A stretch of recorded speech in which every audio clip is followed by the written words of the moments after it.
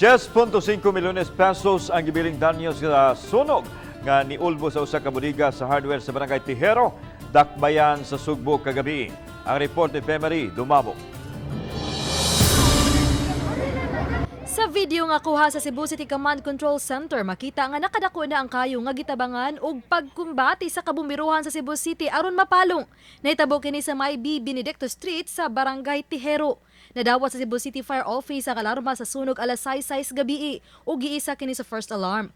Apa nilanat gud usa ka oras ang pakigkumbati una kini na kontrolar. Pasado alas 8 na nadeklarar nga fire out. Mato ni FO3 Fulbert Navarro, fire investigator, nga swerte na lang nga wa malaki pagkasunog ang mga stock sa pintal kay mas malangay paunta sila sa pagpaong.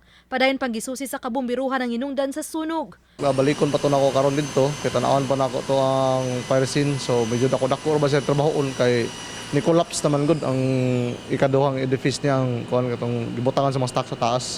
Ato pa na silang pakutan-on niya, ipatawag pa to nato ilang mga warehouse man, pakutan to what exactly unsa nitabo before gyud sa kuan sa incident.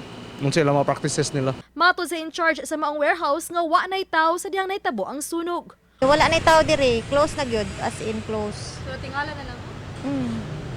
Tingala na lang mi nganong nagbalita na inanawag sa mga ba na sunog. Wala. Siguro dato sa mga kauban ba? Wala man sad mi kuan kay wala mi idea kay kuan man na off man jud na namo ang kuan. Main switch. Wala rin natala nga naangol o nakala sa mga insidente. Apan gibanabanang moabo sa 10.5 milyones pesos ang gibiling danyos sa maong sunog. Uba ni June Solon, ako si Femery Dumabok.